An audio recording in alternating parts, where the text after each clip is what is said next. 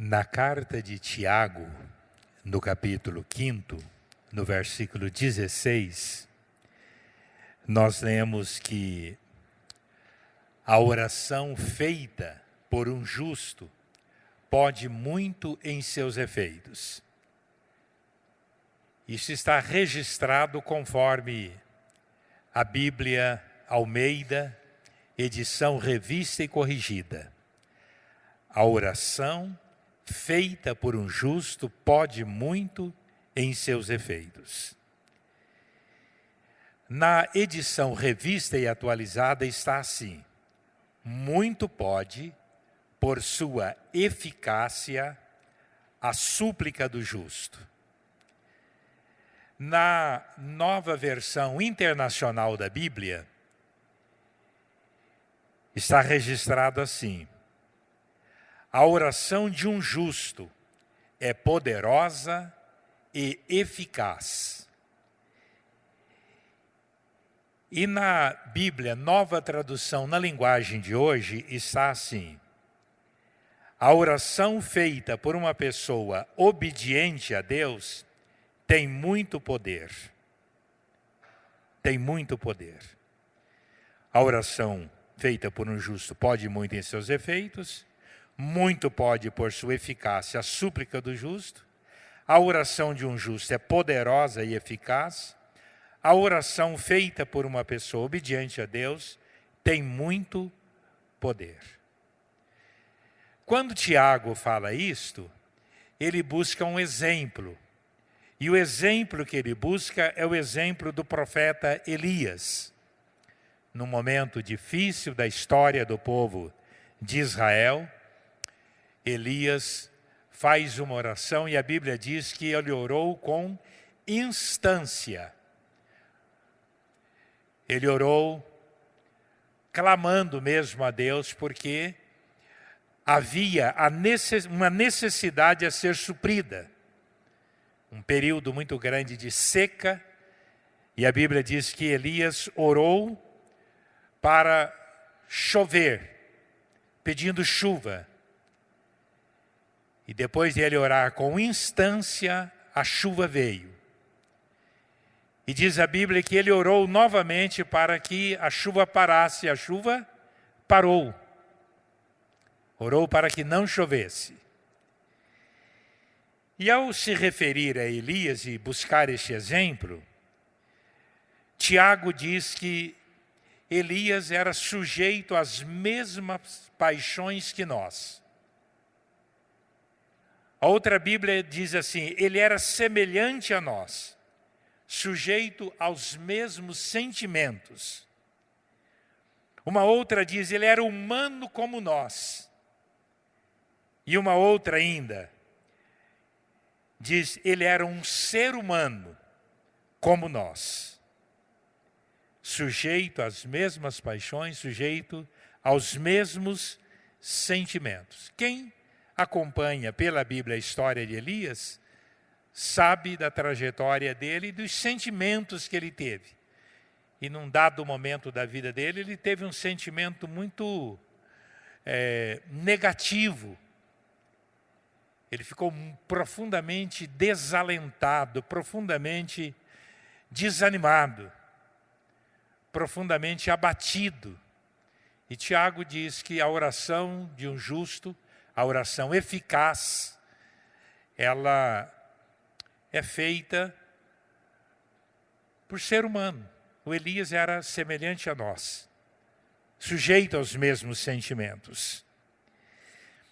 Aí, no Evangelho de João, aliás, João, desde o capítulo 12, quem se dá o trabalho de ver isto bem, começando lá no versículo 12, capítulo 12, 13, 14, 15, 16, Jesus está conversando intensamente com os discípulos.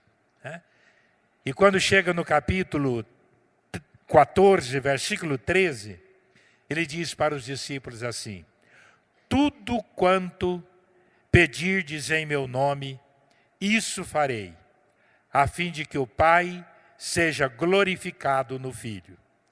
Notem bem, ele diz para Pedro, para João, para Tiago, para Tomé, todos os demais discípulos, está conversando com eles, né? Um grande discurso, e em meio à sua fala ele diz para os discípulos: tudo quanto pedirdes em meu nome, isso farei, a fim de que o Pai seja glorificado no Filho. Ele disse isso para o Tomé, e a Bíblia diz que o Tomé duvidou, né, da sua ressurreição, teve uma grande dúvida. Todos se lembram, Tomé ficou muito conhecido por conta dessa sua dúvida.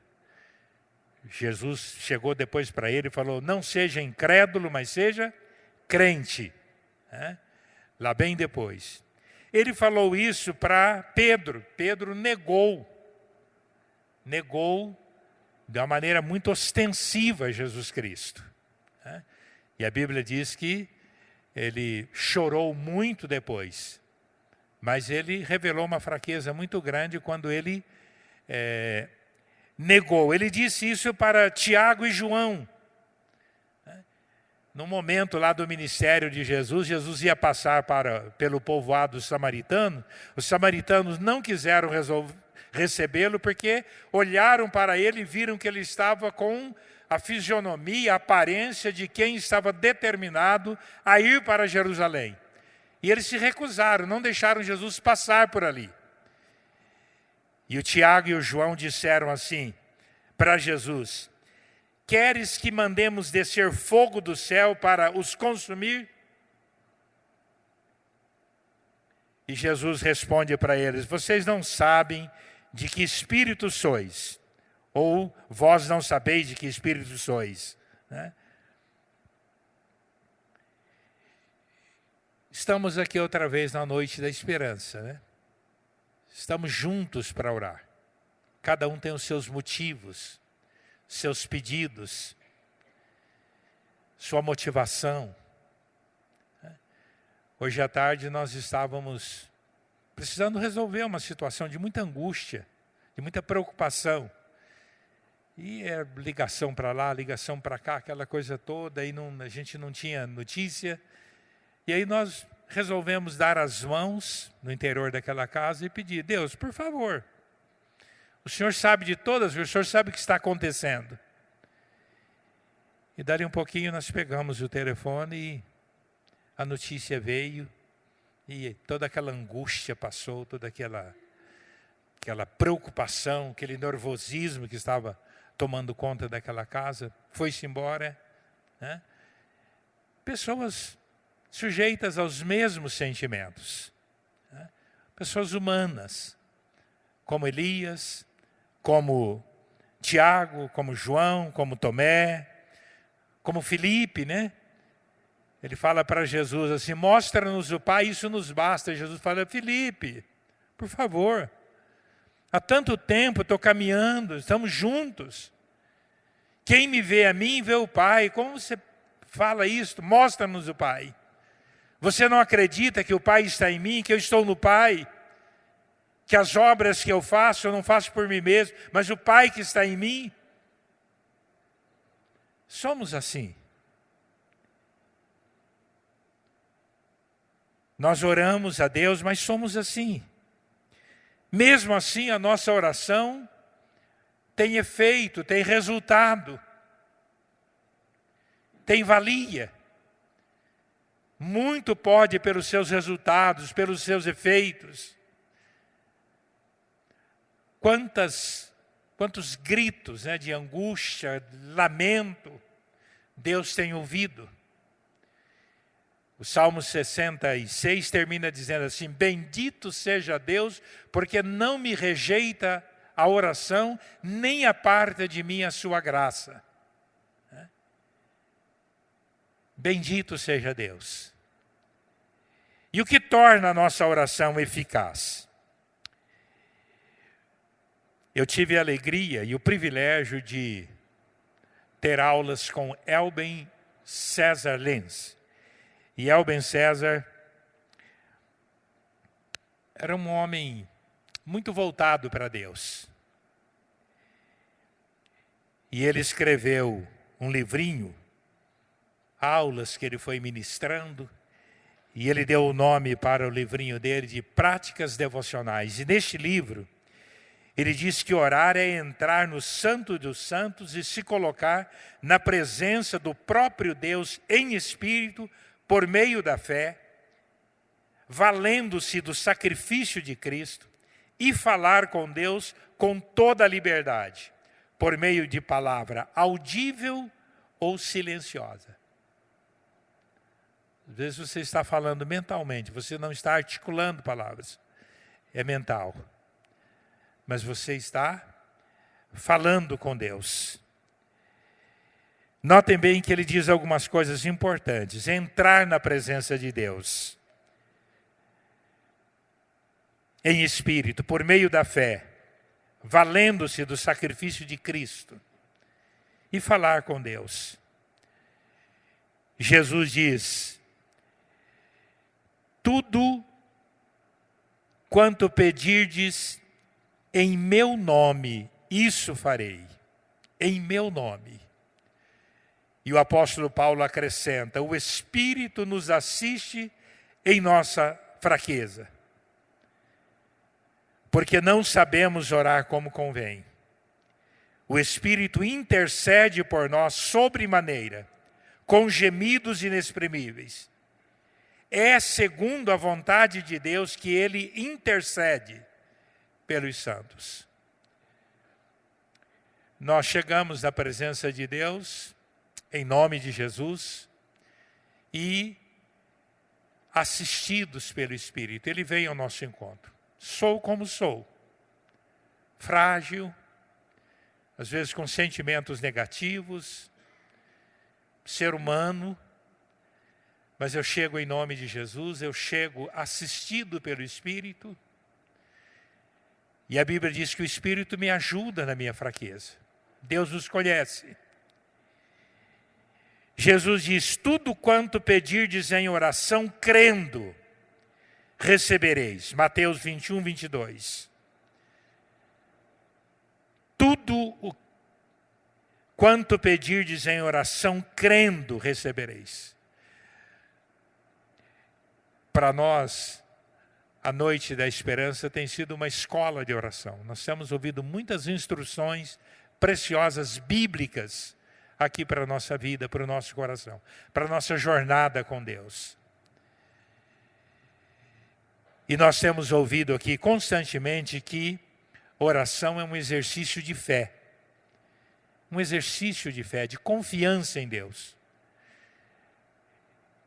O autor aos Hebreus diz que é necessário, é indispensável que quem se aproxima de Deus, entra na presença de Deus em espírito, na mediação de Cristo, creia. Crendo, recebereis. Mas Jesus, quando está conversando com os discípulos também, sobre oração, ele diz assim que nós devemos orar sem nunca desanimar, sem nunca esmorecer. E ele diz: Deus faz justiça aos seus escolhidos, que a ele clamam dia e noite.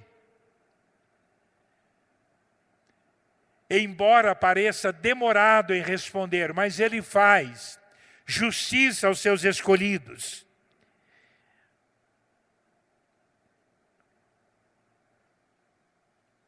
O apóstolo Paulo diz, quando ele recomenda várias atitudes cristãs, várias virtudes cristãs, ele diz que nós devemos ter paciência nas tribulações, alegria na esperança e perseverança na oração. Crendo, e perseverando, como diz o salmista: esperei pacientemente pelo Senhor, e ele se inclinou para mim e me ouviu, tirou-me de um tremedal de lama, firmou os meus pés sobre uma rocha, pôs um novo cântico nos meus lábios, um hino de louvor ao nosso Deus. Muitos verão essas coisas, temerão e confiarão no Senhor. Exercício de fé e de perseverança.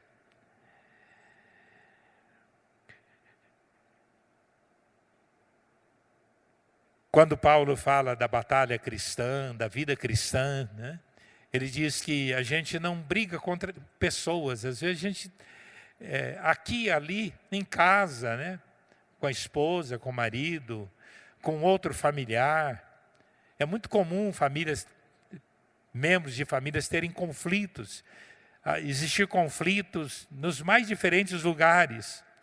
E muitas vezes aquela tendência de um ataque pessoal. O apóstolo Paulo diz que a luta do cristão, a guerra do cristão não é contra carne e sangue, não é contra pessoas.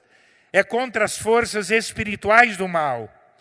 E quando ele fala desta guerra espiritual na qual nós estamos envolvidos nas regiões celestiais em Cristo Jesus, ele vai quase terminar essa fala dele no versículo 18 do capítulo 6 da carta aos Efésios.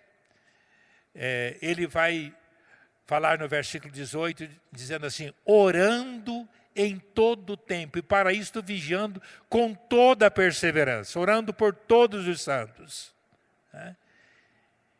Quer dizer, esta luta de natureza espiritual na qual nós estamos envolvidos, que é uma luta muito interna nossa. A Bíblia diz que a carne briga contra o espírito contra a carne, para que a gente não faça aquilo que seja a nossa vontade, mas que a gente se renda ao controle do Espírito, ao domínio do Espírito. Ele diz, orando em todo o tempo, e para isto vigiando com toda oração e súplica por todos os santos, vigiando com toda a perseverança. E eu quero encerrar esta meditação destacando que a oração, a eficácia da oração, tem também sua base nos mandamentos e nas promessas de Jesus Cristo. O texto de Mateus capítulo 7, do versículo 7 em diante, algumas Bíblias trazem o título assim: Jesus incita a orar, Jesus instiga a orar, Jesus nos convida para orar, Jesus manda orar. Ele diz, pedi, buscai, batei. E quando ele fala pedir, a promessa é, quem pede, recebe. Quando ele manda buscar, ele diz, quem busca, encontra, acha. E ele diz para a gente bater, ele diz, aquele que bate, aquele que bate, a porta se abre. É a promessa. Então, quando nós oramos, a oração eficaz, nós estamos obedecendo ao mandado de Cristo. Cristo nos manda orar. Orar com perseverança. E quando ele está lá no final do seu ministério terreno, próximo da sua morte, num momento muito difícil, ele começa a orar, ele chama os discípulos para orar com ele, e os discípulos revelam indisposição, revelam fraqueza naquele momento, e ele diz lá em Mateus 26, versículos 40 e 41, nem uma hora pudestes vós vigiar comigo? Ele faz essa pergunta para os discípulos. Nem uma hora pudestes vós vigiar comigo? Momento difícil, a Bíblia diz que ele ora, ele prostra-se com o rosto em chão, ele agoniza, ele transpira, o seu suor se converte em gotas de sangue. Tal é a intensidade do momento dele diante do Pai em oração. E ele está como que reclamando diante dos discípulos. Eles não oram. E aí ele diz assim, vigiai. E é novamente mandamento. E orai, para não cairdes em tentação.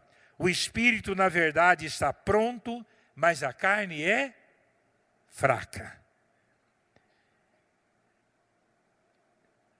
E não é a carne que deve nos dominar. Isto é, a natureza nossa humana. O apóstolo Paulo diz que ela não deve nos dirigir. Deus já mandou, Jesus diz assim, eu vou rogar ao Pai e Ele vai mandar outro Consolador. E Ele mandou. E o Espírito Santo está aqui para nos dirigir. A Bíblia diz que é para a gente dar lugar ao Espírito, que é para a gente se encher do Espírito, né? Porque o Espírito nos dirige. E quem é dirigido pelo Espírito não vive de acordo com a carne, isto é, com a natureza humana pecaminosa. E uma das dificuldades que nós temos é esta, para exercitarmos a oração, perseverarmos na oração.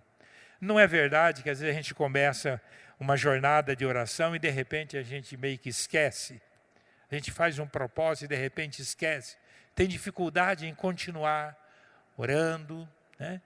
Como diz o salmista, esperei no Senhor com paciência, que Deus venha ao nosso encontro. E a gente tem esses recursos, né? Eu posso entrar na presença de Deus, não por mim, mas porque Jesus já abriu um novo e vivo caminho de acesso à presença do Senhor. Eu posso orar, ainda que seja fraco, porque o Espírito Santo me assiste. O Espírito Santo me sustenta, me dirige. Eu posso, pelo Espírito, subjugar a natureza humana pecaminosa. Que Deus nos abençoe, sabendo que oração dá resultado. Oração tem efeito, né? Oração é eficaz. Quando nós oramos, Deus atende. Eu quero encerrar contando uma experiência de ontem à noite. Ontem à noite, exatamente neste templo aqui, mais ou menos nesse horário, o conselho estava reunido e conversando com pessoas que estão se conectando, pessoas que vão ser batizadas, vão fazer profissão de fé, né? E alguém com apenas 16 anos de idade, quando perguntada se tinha uma experiência espiritual, uma experiência com Deus, ela se lembrou de uma oração. E ela disse assim, eu estava em determinado lugar com muito medo, né? E eu orei, né? E de repente aquele medo foi embora tudo. E eu pude dormir tranquila, levantei como se não houvesse sentido em nenhum momento aquele medo. Oração dá resultado. Oração tem efeito, né, nas nossas vidas. É um estímulo, essa mensagem da palavra de Deus para a nossa prática da oração. Amém.